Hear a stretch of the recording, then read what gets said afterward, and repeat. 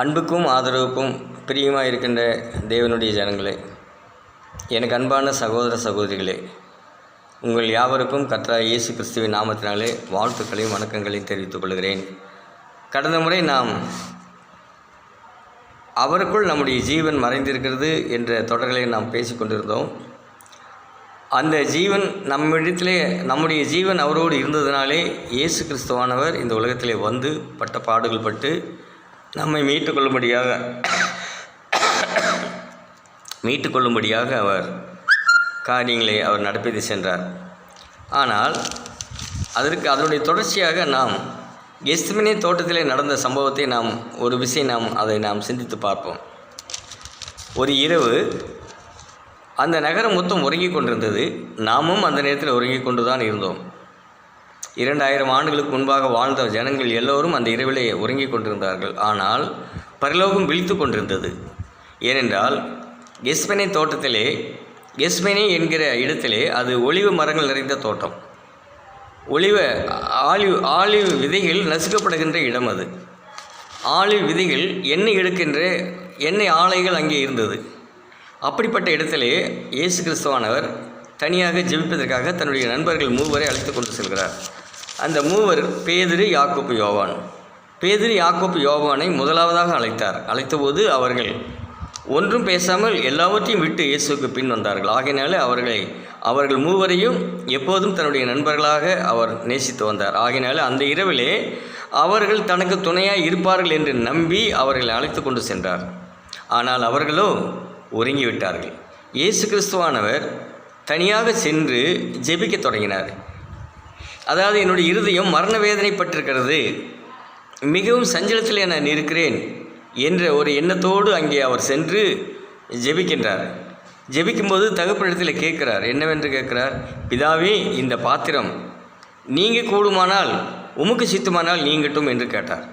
அந்த பாத்திரத்தில் என்ன இருந்தது? அந்த பாத்திரம் ஏன் அப்படி அங்கே கஷ்டப்பட்டது? அந்த பாத்திரம் கஷ்டப்படுவதற்கான காரணம் என்னவென்றால், அந்த பாத்திரத்திலே இந்த உலகத்தில் இருக்கிற சகல ஜனங்களுடைய பாவங்கள், அதாவது தேவனுக்கு விரோதமான செயல்கள், பொய், நிதானம் இல்லாத வாழ்க்கை, கீழ்ப்படிதல் இல்லாத வாழ்க்கை, எப்போதும் புரட்டு பேசுகின்ற வாழ்க்கை, இப்படிப்பட்ட எண்ணங்கள் உள்ள நம்முடைய இருதயமானது, நம்முடைய ஜீவன் அவருக்குள்ளாக இருந்ததினாலே அவர் மிகவும் வேதனைப்பட்டார், மிகவும் துக்கப்பட்டார், மிகவும் வேதனைப்பட்டார், தள்ளாடினார், 2-3 முறை விழுந்தார். மீண்டும் தன்னுடைய நண்பர்களை வந்து பார்க்கும்போது அவர்கள் கனவு கண்டு கொண்டிருந்தார்கள், உறங்கிக் கொண்டிருந்தார்கள். 3 முறை வந்து பார்த்தார். 3வது முறையும் அவர்கள் பார்த்துவிட்டு, இனி தூங்கியது போதும், எனக்காக நீங்கள் 1 மணி நேரம் விழித்திருந்து ஜெபிக்கக்கூடாதா என்று கேட்டார். சில நேரங்களிலே நான் அநேக விசுவாசத்தில் பேசும்போது ஒருவர் இப்படியாக சொல்லுவார், ஐயா, நீங்கள் எங்களை காட்டிலும் பெரியவர், நீங்கள் எங்களுக்காக ஜெபிக்க வேண்டுமே ஒழிய நாங்கள் உங்களுக்காக ஜெபிக்க வேண்டுமா என்று கேட்டார். அப்போது நான் சொன்னேன், இல்லை, பேதுரு சிறைச்சாலையில் இருந்தபோது சபையார்கள் ஜெபித்தார்கள், சங்கிலிகள் தெரிக்கப்பட்டன, பேதுரு விடுதலை அடைந்து வந்தார். அதை போல் இயேசு கிறிஸ்துக்கு இப்பொழுது ஜெபிக்க ஆள் தேவைப்பட்டது. அவருக்கு ஒத்தாசைக்கு ஒரு ஆள் வேண்டும் என்று 3 அழைத்து சென்றார். 3 என்ன ஆனார்கள்? 3 உறங்கிக் கொண்டிருந்தார்கள். அவரால் முடியவில்லை. அப்பா, நீர் இந்த ஜீவனை நீர் எடுத்துக்கொள்ளும். இந்த பாத்திரம் என்றால் அந்த பாத்திரத்தில் நம்முடைய எல்லா விதமான நம்முடைய கீழ்ப்படிதல் இல்லாத தன்மை, நம்முடைய வாழ்க்கையில் நடந்த அநேக சம்பவங்கள், நாம் தேவனுக்கு கீழ்ப்படியாமல் இருந்தோம், அன்பில்லாதவர்களாக இருந்தோம், மற்ற முரட்டாட்டமுள்ள ஜனங்களாக இருந்தோம். நாம் அவரை நேசிக்கின்ற தகுதியற்றவர்களாக காணப்பட்டோம். நாம் நம்மை மாத்திரமே நேசித்து கொண்டிருந்தோம். இயேசு கிறிஸ்துவை நேசிக்கின்ற அந்த எண்ணம் நமக்குள் இல்லாது இருந்தது. அப்படிப்பட்ட அந்த ஜீவன் அவருக்குள்ளாக மறைந்திருந்ததினாலே மிகவும் வேதனைப்பட்டார், மிகவும் துக்கப்பட்டார், மிகவும் கவலைப்பட்டார்.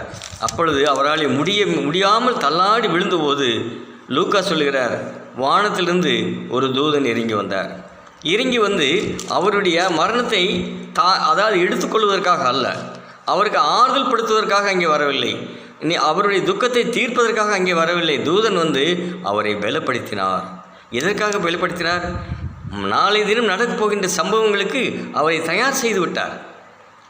முன்பு அவர் அங்கே இருந்தபோது கெத்செமனே தோட்டத்திலே அவர் அழுதுபோது மிகவும் தள்ளாடி சோர்வுற்றவராய் காணப்பட்டார். ஆனால் இப்பொழுதோ அவரை பலப்படுத்தி விட்டது. எப்படி என்றால், ஒரு மாணவன் தன்னுடைய தேர்விற்காக தயாராகி காலையில் செல்வதைப் போல என்ன கேள்வி வந்தாலும் எழுதிவிடுவேன்.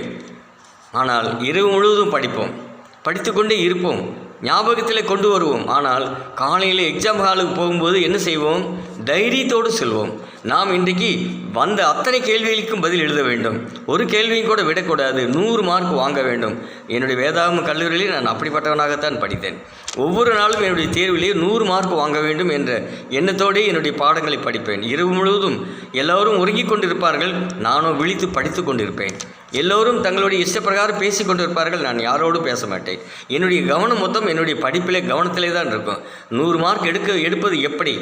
எத்தனை வசனங்கள் எழுத வேண்டுமோ அத்தனை வசனங்களையும் மனப்பாடமாக எழுதி தீர்ப்பேன். அப்படியாக இயேசு கிறிஸ்து இப்பொழுது பலப்படுத்தின தூதன் என்ன செய்தார் என்றால், அவருக்கு தேவையான எனர்ஜியை கொடுத்தார். மறுபடியும் நாளை தினம் என்ன நடக்கப் போகிறதோ அதற்கான உத்தரவாதத்தை அங்கே செய்கின்றார். நாளை தினம் என்ன நடந்தது? அவர் தயாராக இருந்தார். கொஞ்ச நேரத்திலே சப்தம் கேட்டது. அங்கே படையாளிகள் வந்தார்கள், அங்கே சேவகர்கள் வந்தார்கள். அவர்கள் அதாவது சுடரொளி வீசுகின்ற பந்துகளையும் ஈட்டிகளையும் கத்திகளையும் கொண்டு வந்தார்கள். அதாவது ஒரு பெரிய கொள்ளைக்காரனை படிப்பதை போல வந்தார்கள். யூதாஸ்கரித்து இயேசு கிறிஸ்துவோடு இருந்தவர். அவர் இப்போது அவரை முத்தத்தினாலே காட்டிக் கொடுக்க போகின்றார். அப்பொழுது இயேசு கிறிஸ்து அவர்களோடு கேட்கிறார். அந்த சேவர்களோடு கேட்கின்றார். அதாவது ராஜாவினுடைய சேவகர்கள் இடத்தில் என்ன கேட்குறார்? நீங்கள் யாரை தேடுறீங்கன்னு கேட்குறார். ஆனால் அவர்கள் வந்த உடனே யூதாஸ் குறித்து முத்தத்தினாலே காட்டி கொடுத்தாலும் கூட அவர்கள் இனங்கண்டு கொள்ள முடியாதவர்களாய் நின்றார்கள் அங்கே. அப்பொழுது அவர்கள் சொன்ன நசரேனாகிய நாசரேத் ஊரானாகிய இயேசுவை தேடுகிறோம் என்றார். அப்போது இயேசு கிறிஸ்து முன்பு எவ்வளவு சோர்ந்திருந்தார், இப்பொழுது மிகவும் தைரியமாக இருந்தார். காரணம் என்ன? தேவதூதன் அவரை பலப்படுத்தி சென்றார். அதாவது நான் முன்னே சொன்னேன், அந்த நகரம் மொத்தம் அன்று இரவு உறங்கிக் கொண்டிருந்தது, ஆனால் பரலோகம் விழித்து கொண்டிருந்தது. காரணம் என்ன? குமாரனாகிய கிறிஸ்து இங்கே படப்போடுகின்ற பாடுகளை அவரை பலப்படுத்துவதற்காக அங்கே யாருமே உறங்கலை, எல்லாருமே ரெடியாக பார்த்துட்டு இருந்தாங்க. அவரை பலப்படுத்துவதற்காக தூதனை அனுப்பினார்கள். அப்படியாக இன்றைக்கும் கூட நாம் சோர்ந்து போகும்போது, நாம் கவலைப்படும் போது, எல்லா நேரத்திலும் நம்மளை என்ன செய்வாங்க? நம்மை தேற்றுவதற்காக ஒரு தூதனை வைத்திருக்கிறார்.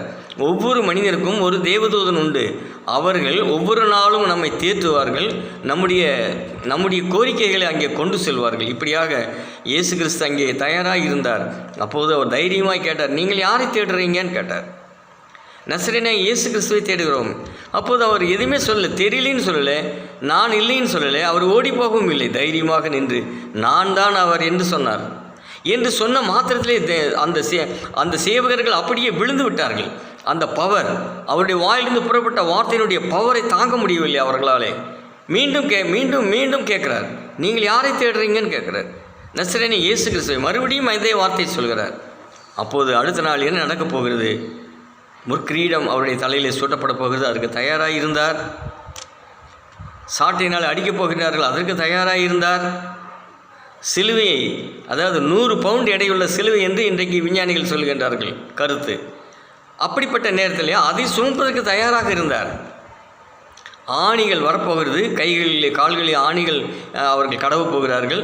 அந்த ஆணியை ஏற்றுக்கொள்வதற்கு அவர் தயாராக இருந்தார். யாருக்காக என்று நாம் பார்க்கலாம்.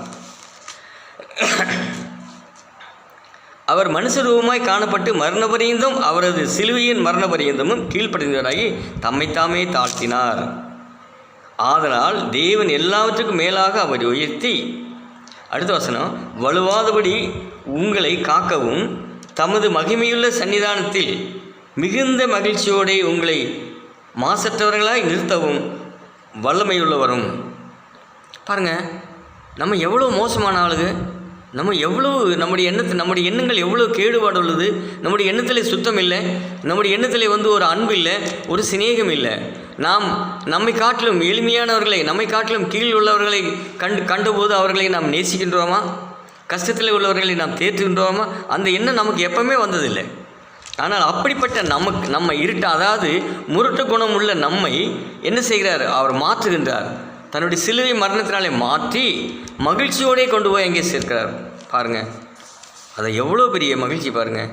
ஒரு மனிதனுக்கு தன்னுடைய இடத்திலே ஒரு பெரிய பொக்கிஷம் கிடைத்தால் அவன் எவ்வளோ மகிழ்ச்சி அடைவானோ அதை காட்டிலும் கூடுதலான மகிழ்ச்சியோடு நம்முடைய ஆத்மாவை அங்கே கொண்டு சேர்க்கிறார். அப்படிப்பட்ட இந்த வேளையிலே நாம் இந்த காரியங்களை நினைத்து பார்ப்போம். இன்னும் தொடர்ந்து நாம் அதை பற்றி பேசுவோம். தேவன் உங்களை அதிகமாக ஆசீர்வதிப்பாராக. ஆமென்.